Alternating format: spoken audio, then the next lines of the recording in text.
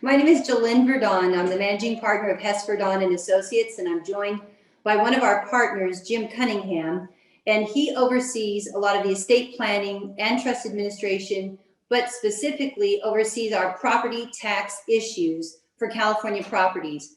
So while we both have extensive experience in the trust and estates area, but specifically related to real estate, we both come from an added perspective and wanted to team up because there's so much information about Proposition 19, the deadlines, what you can and can't do, how it's supposed to help, where it's supposed to help, where it hurts, that it really is rather complicated. So our goal today is to just walk you through to have a very good understanding of this area of law. So one of the things we're going to do in the presentation is, yes, we're going to cover the law. Parent-child exclusion, here's what we're used to that's been taken away. What we're used to is on a primary residence, a parent could transfer their property while living or at their death to their child or children. And it was an unlimited value. It could be a $40 million house. It doesn't matter. Unlimited on the primary residence from parent to child is what we've been used to. In addition to that, on all other real estate other than the primary residence, each person, so if it's a husband and wife, mother and father, each one has an additional $1 million amount that they can apply to a transfer to a child while living or when they're gone at their death to other real estate, and it gets applied to the assessed value of other real estate. So if they had two rental properties and they each had an assessed, not fair market, they had assessed value on the tax bill of $500,000 each.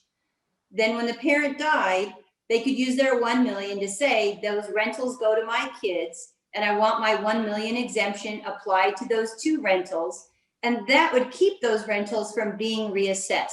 Now, if the assessed value on the rentals was $750,000, then the trustee got to decide, do I apply $750 to one and $250 to another, or how to apply the $1 million that they had. That's what we're used to. That's what we've enjoyed. That's what we've planned for. They took away the $1 million on all other real estate. Current law is primary residence is unlimited. All other real estate, doesn't matter what kind, had a $1 million exclusion you could apply while living or at your death. That's what we're used to.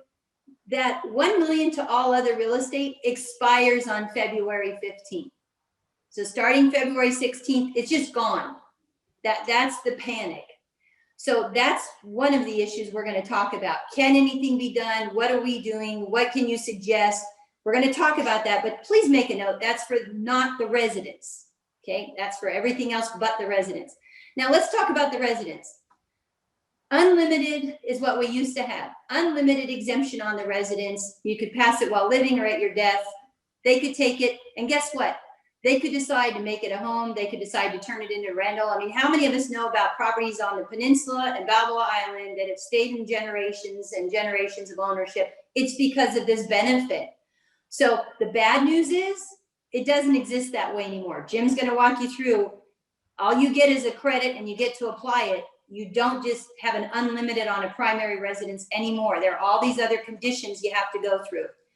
But it is going to change the ball game, because if you don't fit in this small little slice of being able to do something about that house now, which most people cannot, by the way.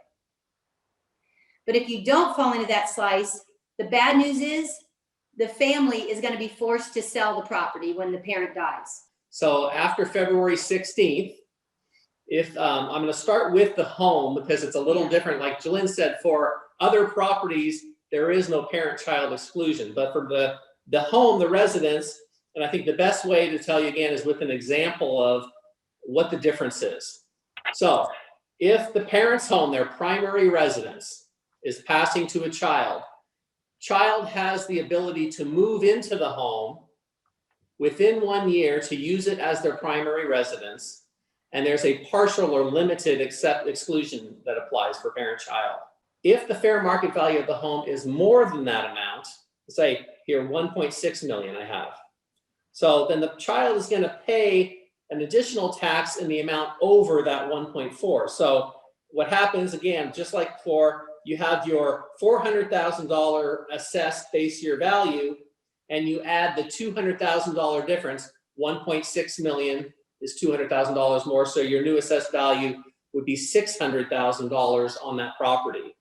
So it doesn't get totally reassessed at 1.6 million.